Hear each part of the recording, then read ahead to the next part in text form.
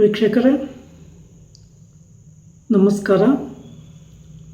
ನಾನು ನಿಮ್ಮ ನಾಗರಾಜ್ ಚೋಳೂರ್, ಪ್ರಖ್ಯಾತ ಜ್ಯೋತಿಷಿ, ವಾಸ್ತು ಹಾಗೂ ಸಂಖ್ಯಾಶಾಸ್ತ್ರಜ್ಞರು ಮಾತನಾಡ್ತಾ ಇರ್ತಕ್ಕಂಥದ್ದು. ವೀಕ್ಷಕರೇ, ಇವತ್ತಿನ ಸಂಚಿಕೆಯಲ್ಲಿ ಒಂದು ಜಾತಕದ ವಿಮರ್ಶೆಯ ಬಗ್ಗೆ ತಿಳಿಸ್ತಾ ಇದ್ದೇನೆ. ಈ ಜಾತಕರು 14/6/96ರಲ್ಲಿ ಜನನಾಗಿದ್ದಾರೆ. ಧನುರ್ ಲಗ್ನದಲ್ಲೇ ಗುರು ಭಗವಾನರು ಸ್ಥಿತರಾಗಿದ್ದಾರೆ. ಮೀನ ರಾಶಿಯಲ್ಲಿ ಶನಿ ಭಗವಾನರು, ಕೇತು ಸ್ಥಿತರಾಗಿದ್ದಾರೆ.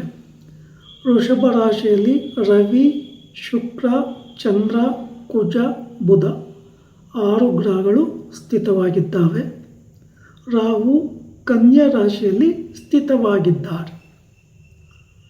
ಈ ಜಾತಕದ ವಿಮರ್ಶೆಯನ್ನು ನನ್ನ ಯೂಟ್ಯೂಬ್ ವಿಡಿಯೋಸು ಮತ್ತು ಫೇಸ್ಬುಕ್ ವಿಡಿಯೋಗಳನ್ನು ನೋಡಿ ಈ ಜಾತಕದ ವಿಮರ್ಶೆ ಬಗ್ಗೆ ತಿಳಿಸಿ ಅಂತೇಳಿ ಒಬ್ಬರು ಫೋನ್ ಮಾಡಿ ಕೇಳ್ತಾರೆ ಮಂಗಳೂರಿಂದ. ಇವರು ಅನ್ಯ ಧರ್ಮದವರು.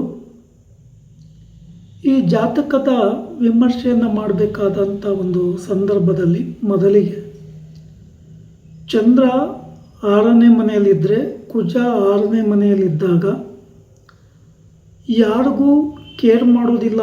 ಯಾರ ಸಲಹೆ ಮಾರ್ಗದರ್ಶನಗಳು ಇವರಿಗೆ ಹಿಡಿಯೋದಿಲ್ಲ.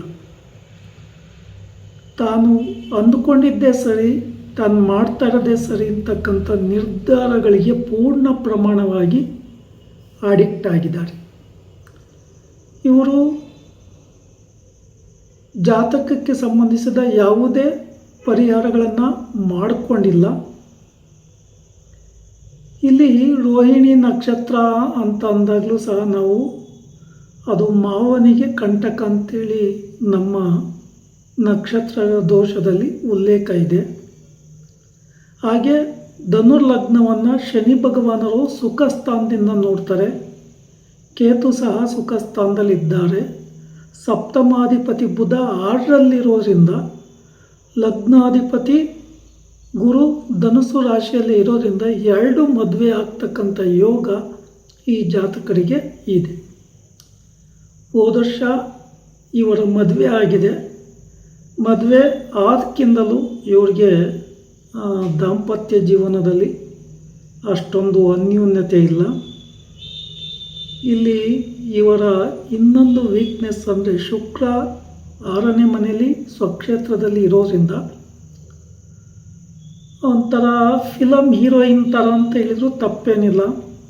ಜಾಲಿಯಾಗಿರಬೇಕು, ಜಾಲಿಯಾಗಿ ತಿರುಗಾಡಬೇಕು, ಮತ್ತು ಸುಖಕರವಾದಂಥ ಜೀವನ ಮಾಡಬೇಕು ಅಂತಕ್ಕಂಥ ಅಭಿಲಾಷೆ ಉಳ್ಳವರು. ಇದಕ್ಕೆ ಕೊರತೆ ಆಗದಲ್ಲೇ ಇರೋ ರೀತಿಲಿ ನೋಡ್ಕೊತಾರೆ. ಹಾಗೆ ಇವರ ಮದುವೆ ಆದಂಥ ಒಂದು ದಿನ ನೋಡಿದರೂ ಸಹ ಶನಿವಾರ ಮದುವೆ ಮಾಡಿದರೆ. ಅನ್ಯ ಧರ್ಮದವರು ದಿನ ನೋಡಿಲ್ಲ, ಅವರು ಅದಕ್ಕೆಲ್ಲ ಗಮನ ಕೊಟ್ಟಿಲ್ಲ. ಮದುವೆ ಆದ ನಂತರ 3 ತಿಂಗಳಲ್ಲಿ ಅವರ ಮಾವ ಅಂದರೆ ಹುಡುಗನ ತಂದೆ ತೀರಿ ಹೋಗಿದ್ದಾರೆ. ಈ ಜಾತಕ ಕಾಲಸರ್ಪದೋಷದಲ್ಲಿ ಇದೆ. ಅಂದರೆ ಸರ್ಪದೋಷ ಅಂತಲೇ ಹೇಳ್ತೀವಿ ನಾವು. ಈ ಸರ್ಪದೋಷಕ್ಕೆ ಪರಿಹಾರ ಮಾಡ್ಕೋಬೇಕಿತ್ತು. ಪ್ರಾರಂಭದಲ್ಲಿ ಶ್ರೀ ಕ್ಷೇತ್ರ ಕುಕ್ಕೆ ಸುಬ್ರಹ್ಮಣ್ಯದಲ್ಲಿ ಸರ್ಪ ಸಂಸ್ಕಾರ, ಶಾಂತಿ ಹೋಮ, ಆಶ್ಲೇಷ ಬಲಿ, ನಾಗ ಪ್ರತಿಷ್ಠೆ ಮಾಡಿಸ್ಬೇಕಿತ್ತು. ಮಾಡಿಸಿಲ್ಲ. ಮದುವೆ ಸಂದರ್ಭದಲ್ಲೂ ಸಹ ಯಾವುದೇ ಪರಿಹಾರಗಳನ್ನು ಮಾಡಿಕೊಂಡಿಲ್ಲ. ಒಳ್ಳೆಯ ಮುಹೂರ್ತವನ್ನು ಸಹ ಇಟ್ಕೊಂಡಿಲ್ಲ. ಹಾಗಾಗಿ ಈ ಅವರ ದಾಂಪತ್ಯ ಜೀವನದಲ್ಲಿ ಮನಸ್ತಾಪಗಳು ರೈಸ್ ಆಗ್ತಾ ಇದೆ.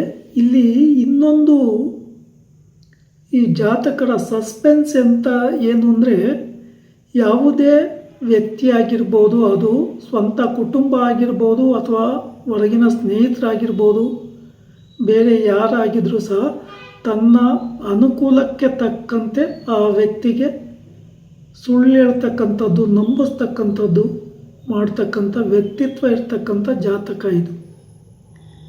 ಬೇರೆಯವರ ಹಣಕಾಸಿನ ಮೇಲೆ ವ್ಯಾಮೋಹ ಜಾಸ್ತಿ ಇರ್ತದೆ. ಒಳ್ಳೆ ಕೆಲಸದಲ್ಲಿ ಇದ್ದರೂ ಸಹ ಇವ್ರಿಗೆ ಹಣದ ವ್ಯಾಮೋಹ ಎಷ್ಟೇ ಬಂದರೂ ಕೈಯಲ್ಲಿ ಉಳಿಯಲ್ಲ. ಶನಿ ಭಗವಾನರು ಧನಕಾರಕ ಗುರುವನ್ನು ನೋಡೋದ್ರಿಂದ ಮತ್ತು ಚಂದ್ರನನ್ನು 3ನೇ ದೃಷ್ಟಿಯಿಂದ ನೋಡೋದ್ರಿಂದ ಮನಸ್ಸು ಯಾವಾಗಲೂ ಡಿಸ್ಟರ್ಬೆನ್ಸ್ ಇರ್ತದೆ, ಎಷ್ಟು ಬಂದರೂ ಖರ್ಚಾಗ್ತಾ ಇರ್ತದೆ. ಹಾಗಾಗಿ ಈ ಜಾತಕರಿಗೆ ಸಂಬಂಧಿಸಿದ ಸಮಸ್ಯೆ ಕಂಡು ಬಂದ ಹಿನ್ನೆಲೆಯಲ್ಲಿ ಇವರ ಪರಿಚಯದವರೊಬ್ಬರು ನನಗೆ ಫೋನ್ ಕರೆ ಮಾಡಿ ಈ ಜಾತಕಕ್ಕೆ ಸಂಬಂಧಪಟ್ಟ ವಿಚಾರಗಳನ್ನು ತಿಳಿಸಿ ಅಂತ ಹೇಳಿದಾಗ ಅವರು ಸಹ ಹೇಳಿದರು, ಹೌದು ಮದುವೆ ಆಯಿತು, ಬಟ್ಟು ಸಮಸ್ಯೆ ಆಗ್ತಾಯಿದೆ, ಹೊಂದಾಣಿಕೆ ಸರಿಯಾಗಿ ಬರ್ತಾಯಿಲ್ಲ, ಯಾಕೆ ಹೀಗಾಯಿತು ಅಂತೇಳಿ ಕೇಳಿದರು.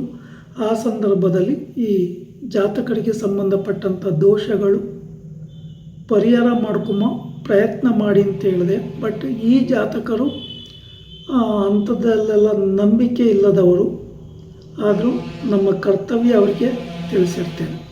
ವೀಕ್ಷಕರೇ, ಈ ವಿಡಿಯೋ ಇಷ್ಟ ಆಯಿತು ಅಂದರೆ ಲೈಕ್ ಮಾಡಿ, ಶೇರ್ ಮಾಡಿ, ಫಾಲೋ ಮಾಡಿ, ಆ ಲೈಕನ್ನು ಒತ್ತಿ, ಬೆಲ್ಲೈಕನ್ನು ಒತ್ತಿ.